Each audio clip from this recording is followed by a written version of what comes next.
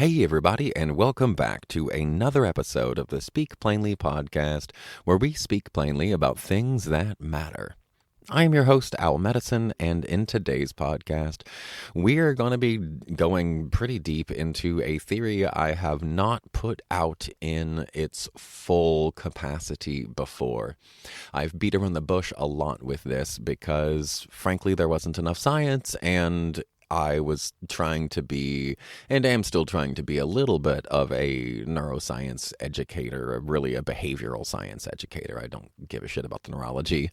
I give a shit about the behavior that the neurology causes and whether that behavior is adaptable, or not, whether that behavior is good for our current situation and circumstance, or if it is not. So, what I mean is, while I was writing Rethinking Broken, I noticed a lot of trends.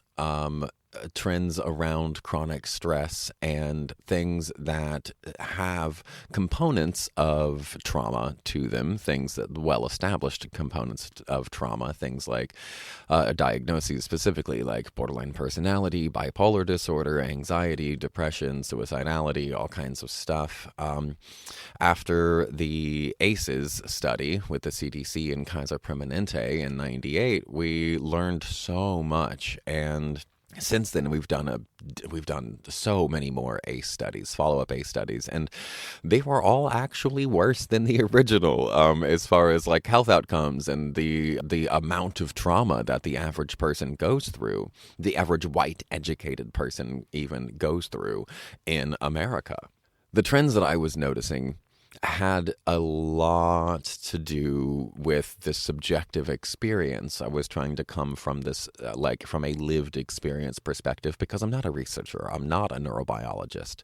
So I'm trying to understand neurobiology from the lens of you and me, of regular people who live inside this meat machine that has a certain way that it functions biologically. A certain way that it's expected to function, and it has species expected stimuli and all this stuff. But as I was consistently putting myself in the mind frame of if this, then this, with these certain psychological, these developmental windows and psychological framings around certain troubling circumstances, I noticed these crazy trends, and I didn't want to put them all in Rethinking Broken because I wanted that to stand on its own, and there wasn't enough science. But since then, in 2017, there was a really, really phenomenal bit of science that was done that actually found a similar metabolic dysfunction,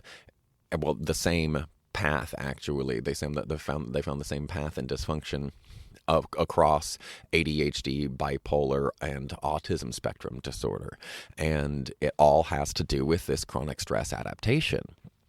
And I just built my ADHD masterclass, and I'm really proud of it. It's really awesome. I'm scheduling the video portion of it, and then it will be all ready for everybody else to go through.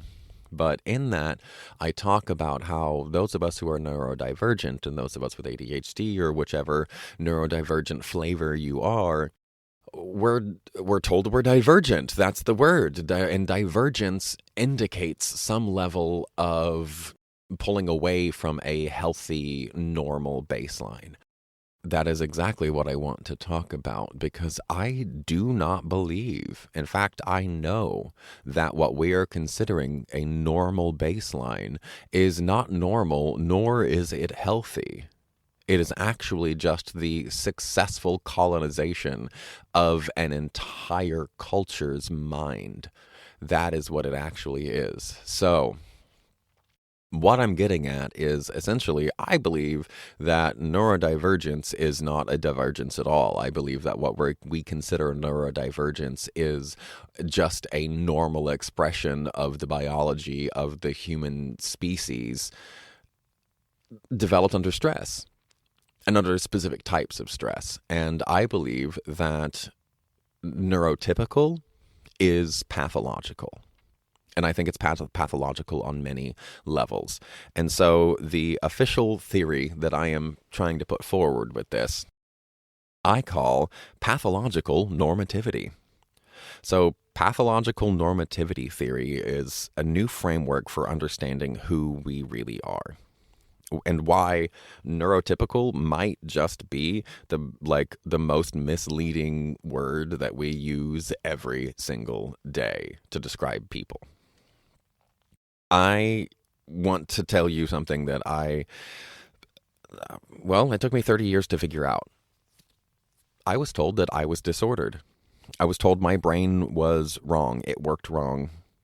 I was told that the way I experienced the world, the intensity, the pattern recognition, the inability to perform small, meaningless tasks, the sensory overwhelm, the refusal to just comply and do what I'm told, was a pathology in need of correction. And I believed it. For decades, I believed it. Then one day, I started asking different questions while writing Rethinking Broken. And they led me to a different framework. Instead of going, what's wrong with me? I was like, wait, hold on. One piece of information broke the wall for me. And that one piece of information was that in biochemistry, in Western medicine, our labs that you get when you get your blood drawn, they're called labs. What we consider healthy, what we consider the healthy range is actually just the average range. We don't know what healthy actually is. We just know what most people are, and we call that healthy. And so all of the parameters that we have about what is healthy for a person is based off of just our one culture and just the biology of our sick culture. And whatever most people are, if you're not that, then you're wrong. That's essentially what it means. Like, I don't know if you know that, but that threw me for a loop, man. That really threw me for a loop, realizing that what we assume to be healthy isn't actually healthy at all. We have no... Which makes sense. There's no way to actually show what is like healthy and say this is healthy for the entire population. Even if we just grabbed and did the labs for the healthiest people, whatever that meant, it would still, like, there wouldn't be enough sample size. It's a whole thing. You can't get to that. So you have to just settle on average. And this is what's happening on a societal level. That broke the wall for me to allow me to like see the crack for when the cracks are where the light gets in, right? And here was my crack. It was, oh my, what we consider healthy is not necessarily healthy. It's just average. And so these are my 4 pillars for pathological normativity theory. Pillar 1 is that the neurotypical person is a construct of cultural conditioning, not a biological baseline. Here's the uncomfortable truth that our entire mental health industry is built to avoid. What we call neurotypical is not neutral, it's not healthy or a universal human state. It's not the default human operating system. It's the successful product of intense and lifelong conditioning into a very specific dominant culture. And that culture actually has a name. In the research world, it's literally called weird. I did a whole episode on weird science. And weird is an acronym here. It stands for Western, Educated, Industrialized, Rich, and Democratic. And it turns out that around 80% of all psychological and social research is done on this one population: Western, Educated, Industrialized, Rich, and Democratic. That acronym was coined in 2010 to describe the populations that make up the overwhelming majority of social research, which is a very, very, very narrow slice of humanity that researchers kept mistaking for universal. The problem is that weird populations are actually outliers on like countless psychological measures, from visual perception to moral reasoning to concepts of self. Yet their way of being became the standard against which all humans are judged. What we call neurotypical is the successful internalization of this weird cultural programming. Isn't that, it's so good. I love that it's like literally weird cultural programming. It's the product of being raised in a society that prizes individualism over relationship, analytic thinking over holistic, and obedience over authentic response.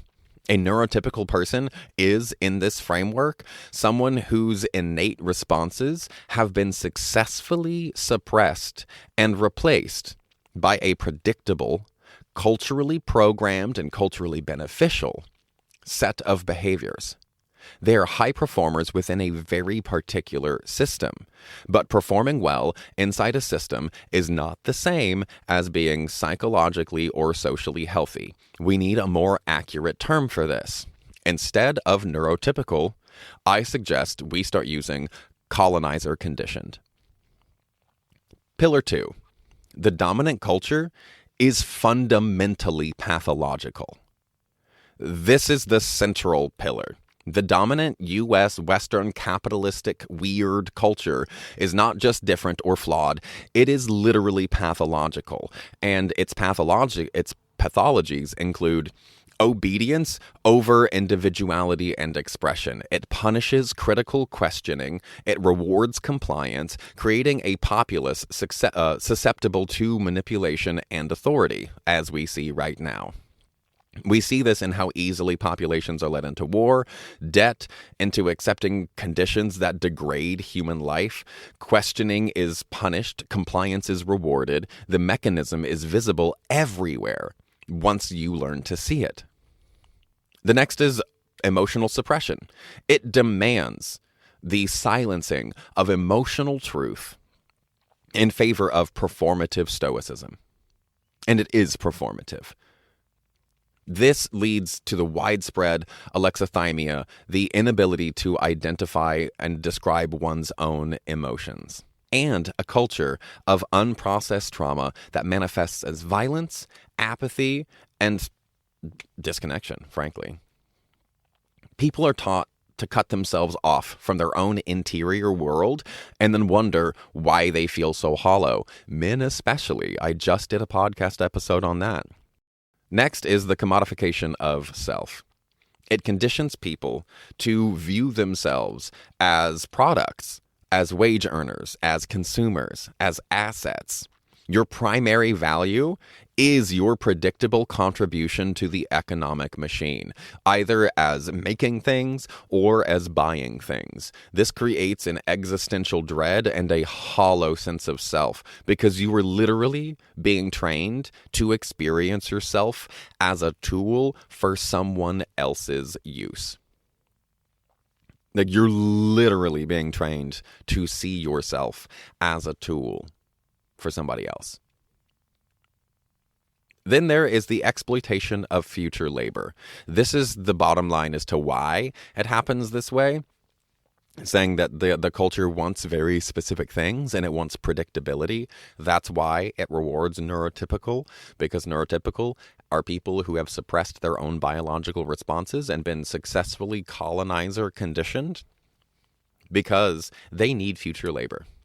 The entire economic structure is built on a promise, like the entire economic structure of the entire world is built on a promise. As a planet, we are $350 trillion in debt because we keep conditioning generation after generation to promise their future labor to a system that was never designed to sustain human life. Our economic system is a pyramid scheme requiring future generations to be just as obediently conditioned to pay for the present's excesses. That's literally how the world and debt works. If you haven't listened to that podcast, go listen to that podcast. Just to, like, the world's $350 trillion in debt. To who? Aliens? It's mad.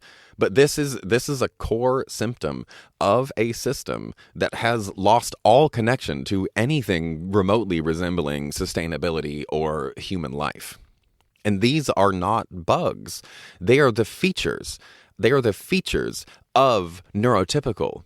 So for all of us neurodivergent people, all of us not colonizer conditioned people, we really need to understand that what we're told to do, what we're told to be neurotypical, is really, truly pathological because the system itself is pathological.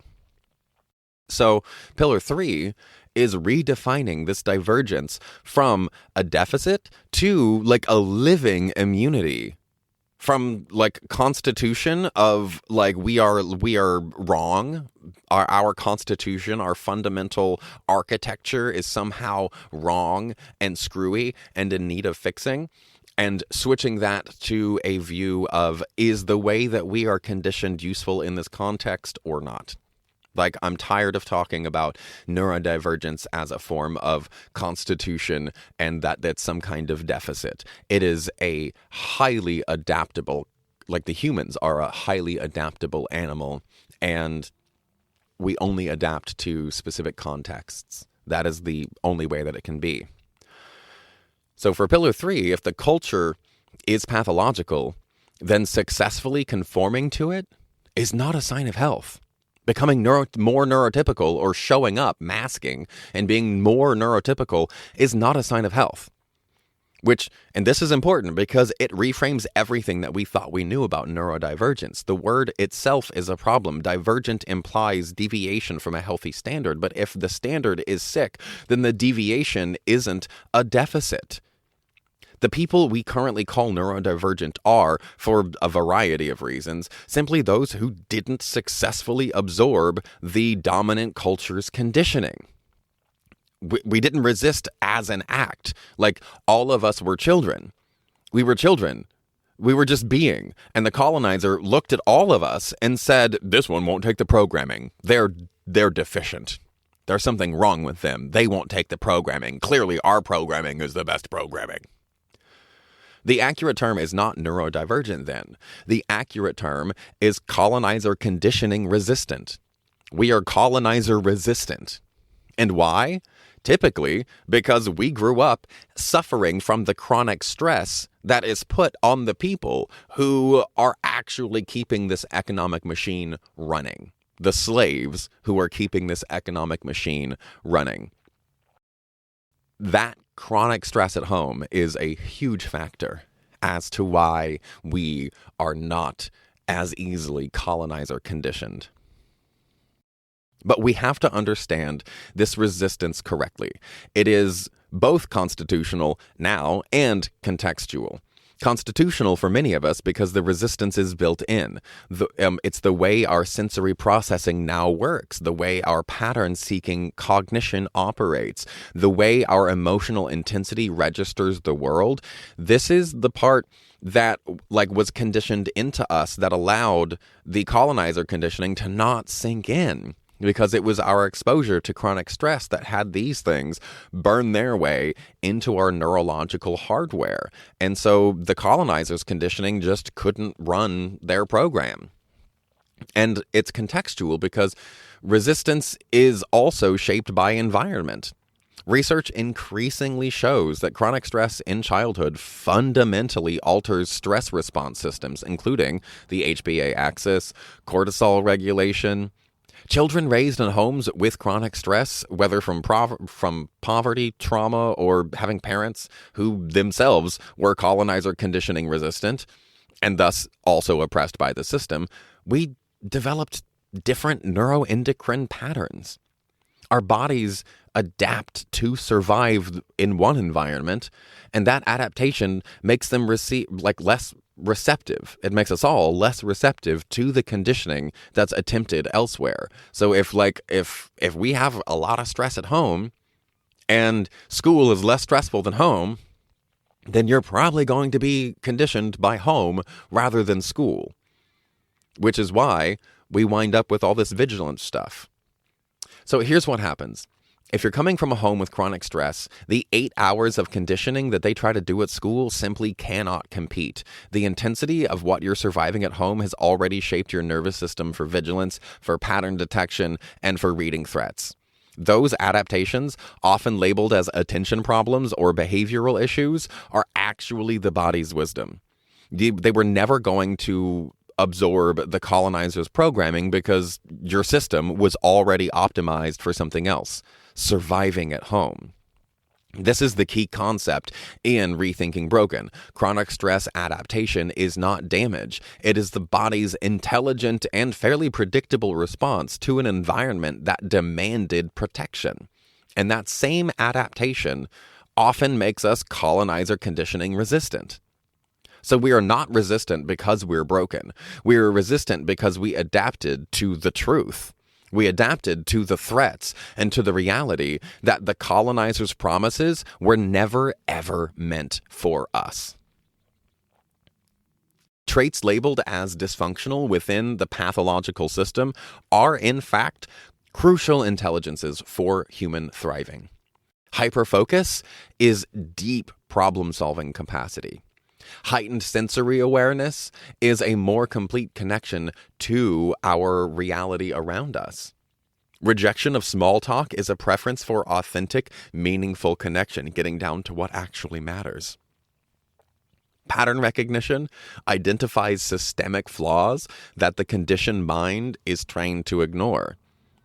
Emotional intensity is aliveness that refuses to be extinguished, and that is the response under threat to be able to survive the fight-flight response, or freeze or fawn or whatever. That constant vigilance, also a legacy of survival. That vigilance, if you don't know what mood your mom or dad is going to come home in, you have to stay constantly vigilant even when they aren't around. You're waiting for them to come home and you're trying to predict what is going to set them off. And so you're constantly looking around your environment and thinking about things and predicting things, trying to find ways to make yourself safe. This vigilance is not a pathology. It is a legacy of surviving chronic stress, and most of that chronic stress is created by socioeconomic conditions. So, pillar 4, the goal, it's not inclusion. It's cultural transformation. This pillar follows quite logically from the first 3. If the culture is pathological, then inclusion into that culture is not a victory. That is not a thing to celebrate. That is not a win. It's assimilation into sickness. Pathological normativity theory rejects the goal of inclusion or accommodation into a pathological system. That would be like asking the healthiest people in a plague city to be more accommodating to the sick. The goal must be, and is for me, to dismantle the pathological aspects of the dominant culture and rebuild it based on the strengths and the needs of those who have been resisting it all along. The goal is to make the culture livable for humans by making the culture less pathological, not by making the colonizer conditioning resistant better at navigating the colonizer's sick pathological system. This is not about flipping the hierarchy either. It's about dissolving that framework entirely. It's about calling it what it is. It's about building a world where no child is told that their native way of being is a disorder, where no child's stress adaptations are mistaken for deficits. It's about building a world where colonizer conditioned might finally have the permission to wake up, to feel again, and to reclaim the parts of themselves that they have buried for so long. Because this is also not a dig on neurotypical people. They were successfully conditioned by the dominant culture because the dominant culture provided their family and their socioeconomic group with enough of the stuff that they were able to have a relatively peaceful life at home that allowed them to have their dominant cultural conditioning happen in school and in programs and by parents who totally buy into the system because the system benefits them. And it's not a failure of them, just like it's not really a gold star for us. Like, the only reason that we became not neurotypical is because we had more shit to deal with. That's not a gold star. When it goes like, oh, you had a shitty childhood, here's a gold star. Oh, no, fuck all of that. And they don't get a gold star for having an easier life at home and being conditioned into this pathological way of existing in the world. So once you hold these 4 pillars, the framework changes everything. The DSM, which the diagnostic manual, I think we're on 5 now, it stops being a medical manual and starts being what it actually is, which is just a catalog. It's literally the colonizer's field guide to identifying what and who has been successfully conditioned and who is not. It is not a manual for fighting resistance. It's just taxonomy. It's just taxonomy, people. The DSM, just like if you look at the ADHD stuff, you look at like how you have to get diagnosed, it's a list of questions about, do you disrupt stuff? Are you having a hard time being a good, predictable worker? If the answer is yes, then you are pathological. And if the answer is no, then you are healthy. That is what the DSM does. It is a way of naming and classifying those who are conditioning resistant so that we can be managed, medicated, therapized, and smoothed out. They just want to smooth out our edges, or we're going to bring the whole pyramid scheme card house tumbling down. The social skills training that we get stops helping and starts becoming assimilation training. It's learning to perform the colonizer's script to avoid punishment. Masking, when we look at because we talk about masking, especially in autism and ADHD and stuff all the time, we talk about masking a lot. Masking stops becoming a coping strategy, and actually, it's code switching.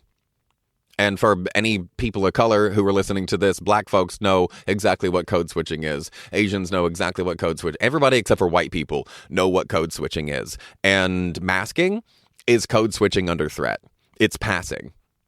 It's what colonized people have had to do to survive in the master's house in time in memoriam. It's code switching. ABA therapy stops being treatment and starts being conversion therapy. It's not about helping the child. It's about extinguishing native behaviors that the conditioned find unsettling. That's what all of this is.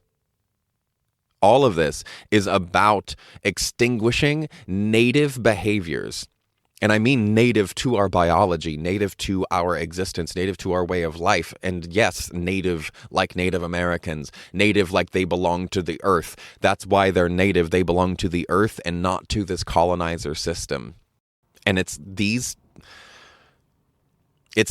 people and the things that they find unsettling that rule everything. And they're like, oh, well, I'm uncomfortable, so this needs to be trained out of you and your children.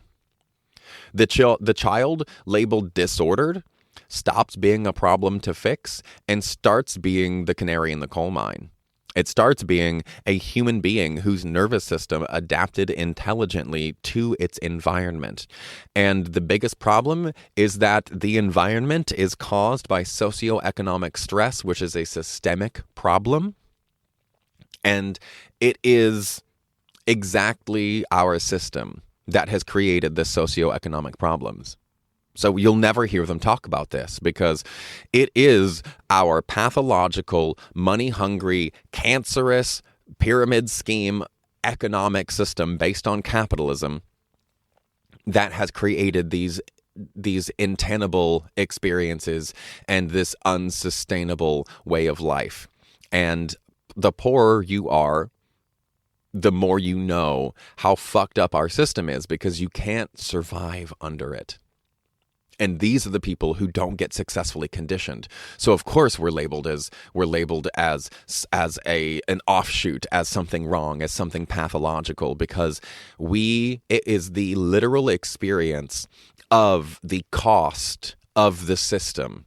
These socioeconomic classes and the stolen labor that all of like my family and all Midwestern and Southern people, factory workers, it is exactly those people who are essentially the slaves of the system. And there are layers of slavery because they're a slave to the system, but so are the kids doing sweatshops in Taiwan or in Morocco or whatever. We are products of that system. The system chews up people and spits them out. And when they get spit out, they are changed.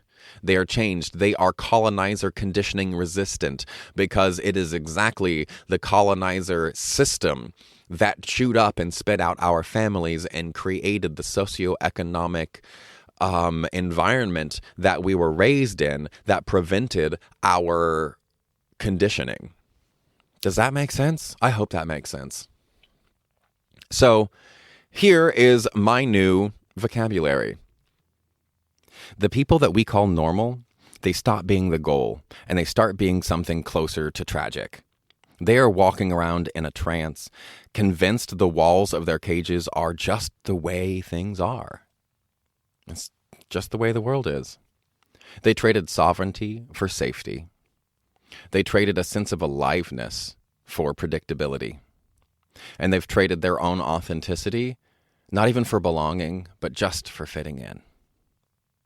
They've lost something really important, something that I think makes life worth living. They've lost their own direct access to their internal world. They've lost access to their interiority. The ability to feel the full spectrum of life has been taken away from them. The pattern recognition that sees through the lies and the critical thinking to be able to ask those questions, gone. Meanwhile, the disordered person is standing outside of the cage, at least me, and going, why are you all just standing in there? There's bars. Don't you see the bars? You can literally just turn around, turn sideways and step through them and step out. But it's very uncomfortable. The people inside the bars are kind of fat and happy in some ways.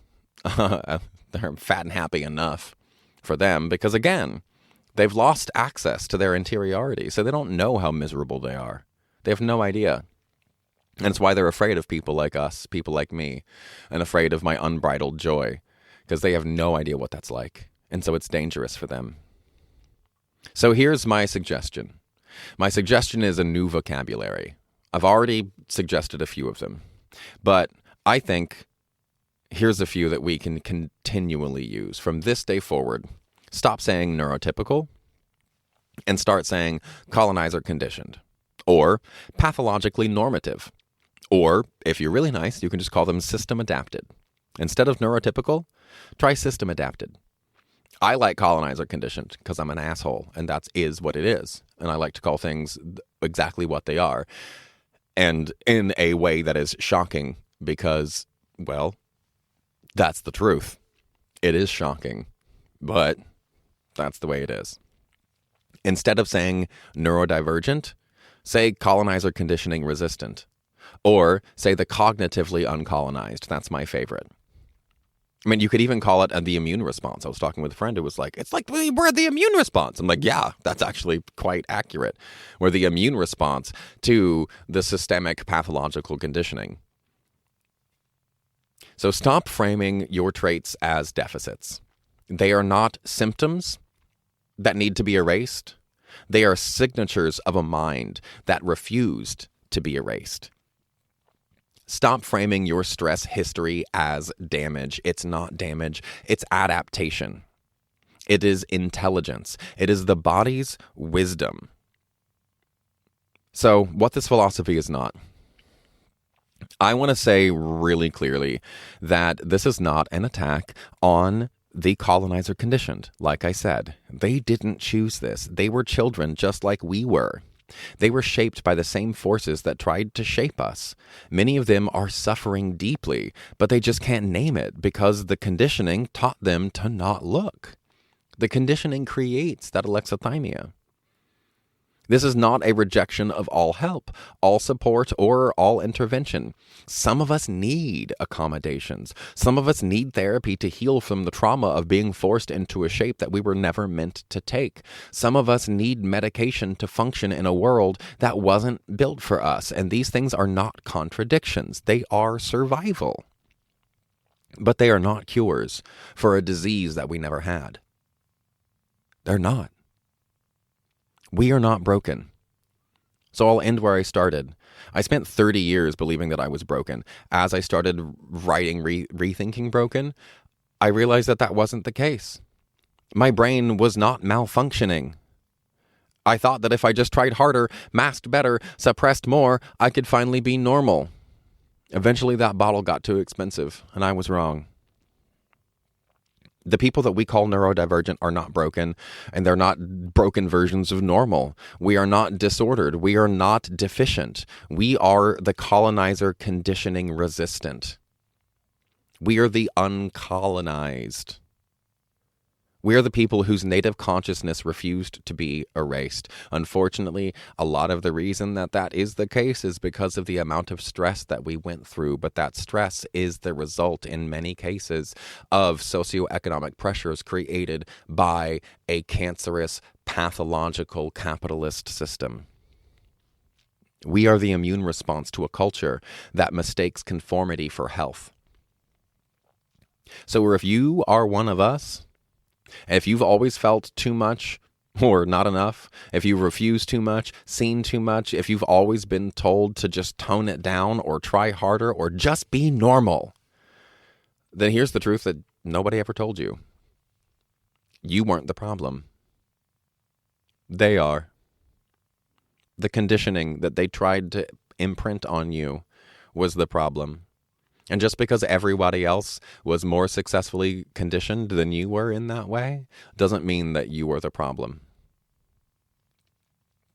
You survived that conditioning against all odds. So congratulations. So this is pathological normativity. These are my 4 pillars. I truly believe this. What we call neurodivergent is not divergent. It is just a natural, because we are a highly adaptable species, we are a natural response to chronic stress. And I don't believe that it's pathological, and I think it's all context dependent. I think we are labeled pathological inside a system who needs that predictability in order to keep creating more debt, to be able to keep creating more fake wealth for billionaire investors now. We don't have anything wrong with us. And I believe that sticking to calling people who have been colonizer conditioned neurotypical does all of us a massive, massive disservice. So let's start calling them what they are. Colonizer conditioned. They are system adapted people, and we are system resistant. We are the cognitively uncolonized. At least in that way. So if you enjoyed this podcast, if you like my theories and listen to me spouting all of my crap, then awesome. Yay. I appreciate that. There are ways that you can support the show. I do this for free. It's going on. We just put out 1,000 episodes? 5? I don't even remember. No, put out a bunch of episodes now. And I'm really excited about it. But I do it all for free. Nobody pays me for this. If you feel like buying me a latte so I can slam one in between recording these, then you can do that through the Buy Me a Coffee link in the description. Please comment. Please share and rate the podcast. If you hate it, rate it. If you love it, rate it. But ratings help, period. I appreciate your attention. If you've made it this far, you are awesome. And remember, stay curious and stay uncomfortable.